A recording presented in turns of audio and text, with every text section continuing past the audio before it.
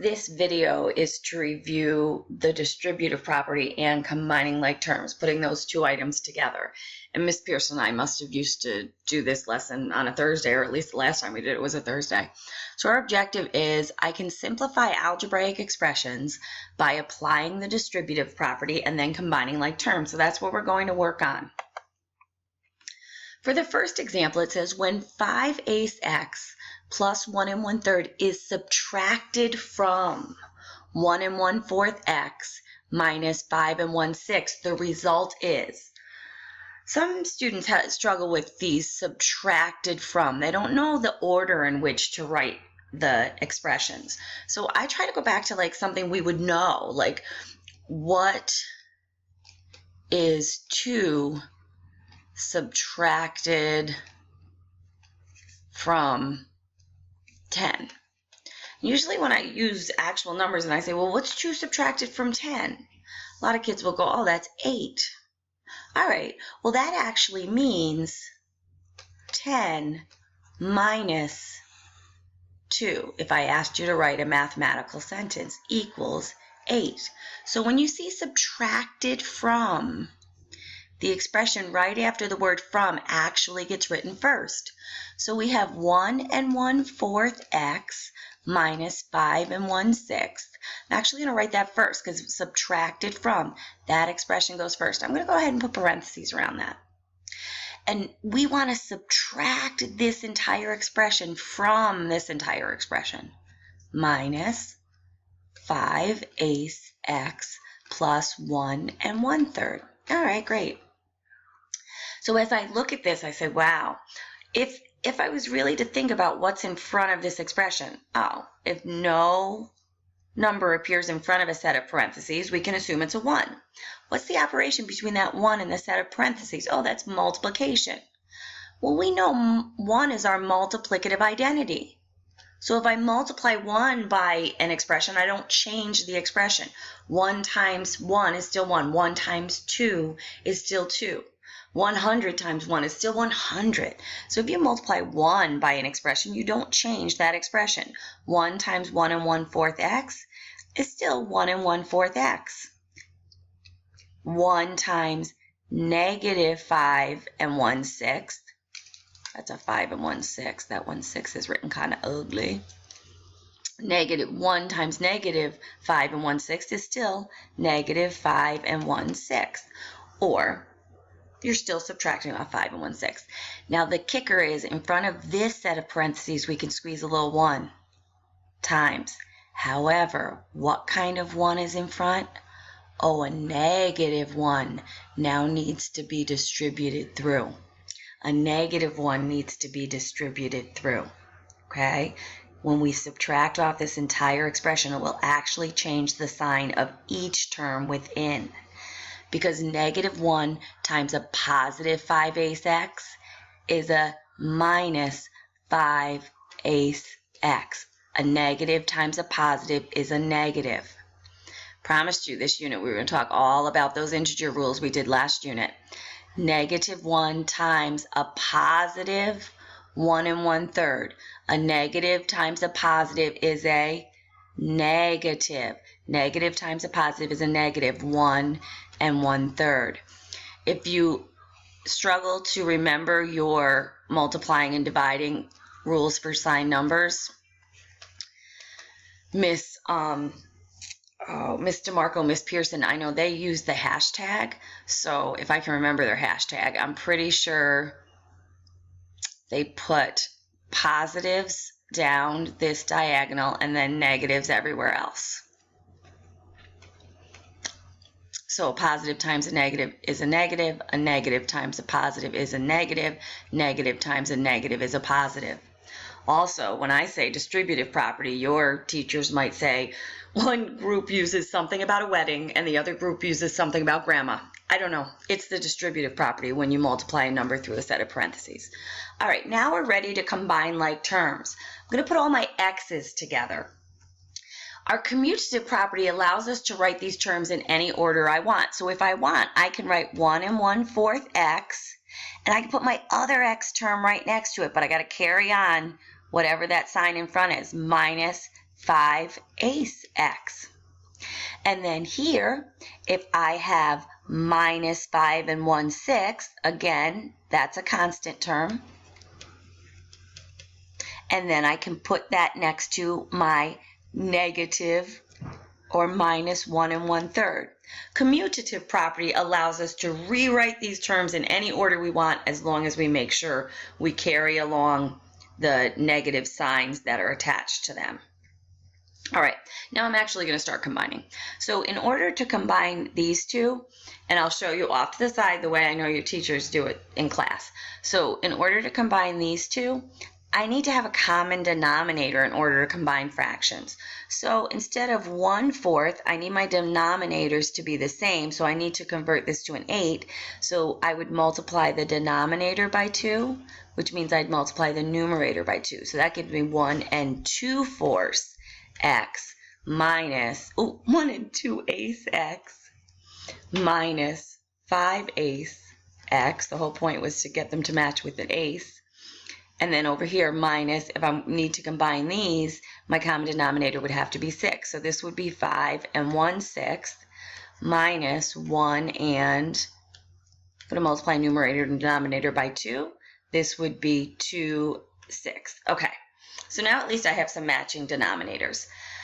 Now, Miss Sherman likes to have you rewrite each of these as impropers. It just makes it easier because then all you have to do is worry about combining your numerators and keeping your denominator. So 8 times 1 is 8 plus 2 more is 10/8 x. Okay, 1 2/8, 8/8 is 1 whole. 2 more eighths, now we're up to 10/8 x minus 5/8 x. And here, again, she'd have you convert these to improper. And the reason she wants you to do that is because then you only have to really focus on combining those numerators and keeping the denominator. So here, don't forget your minus sign. 5 times 6 is 30, plus 1 is 31, over 6, minus, because 6 times 1 is 6, and 2 more is 8/6. Okay, so then you're ready to combine. So what's 10/8 minus 5/8? 10 minus 5 is 5. So that's 5/8 x. If you have 10/8, you take away 5/8, you still have 5/8. Do not lose your x. We've been working on that. Then here, if you look here, circle the sign that goes with the number. Whew! Those signs the same or are those signs different? Those signs are the same. When the signs are the same, find the sum. Keep the sign. So we're going to find the sum of 31 and 8. What's the sum? When we add 31 and 8, we get 39. That's 39/6.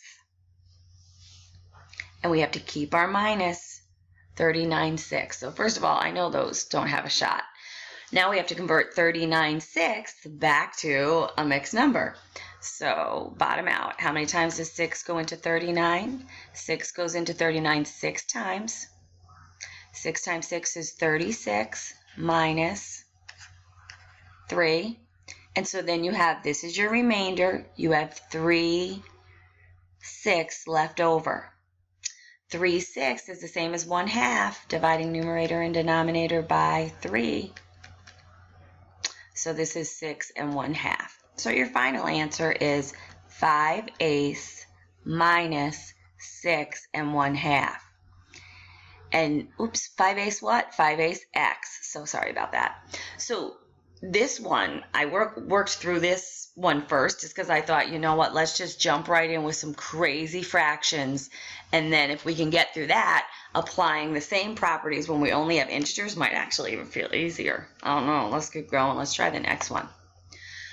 So for the next one, again, we have this subtraction going on. But now it's not put in a word problem, you know, with words, and we don't have any fractions. So it's a step in the right direction.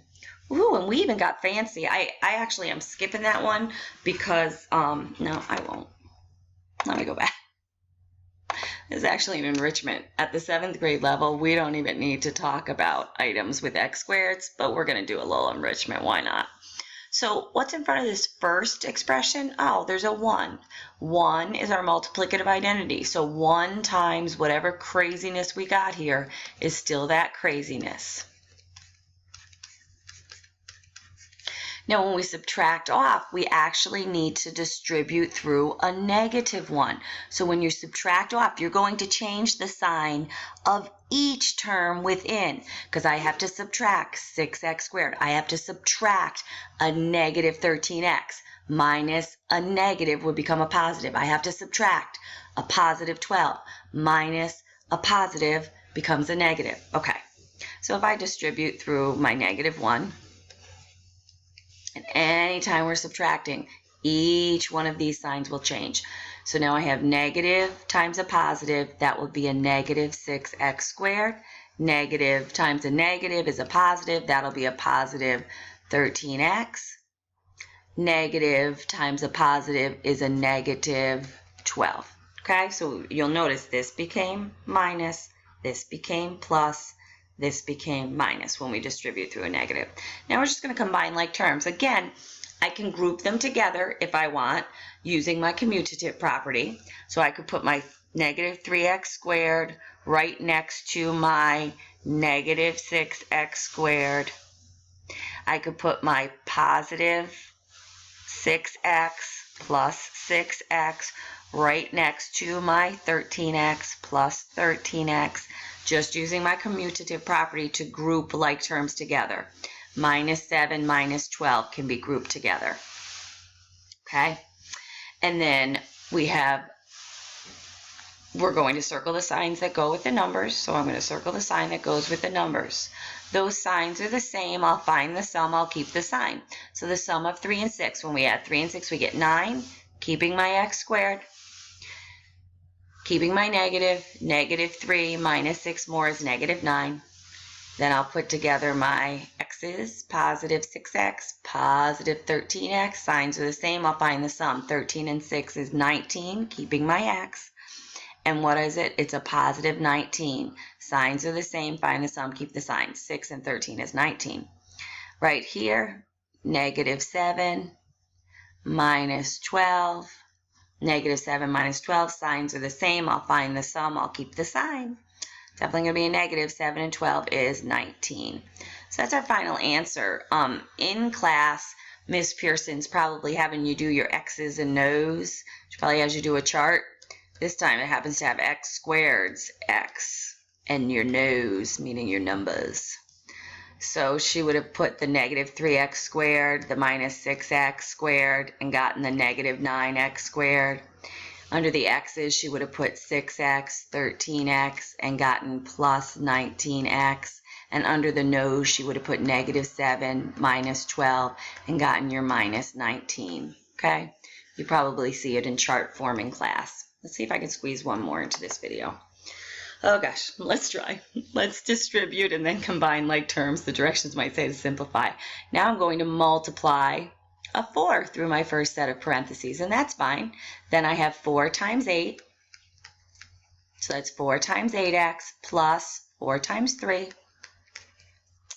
4 times 8, that would be 32x plus 4 times 3 is 12. Just distributing it through.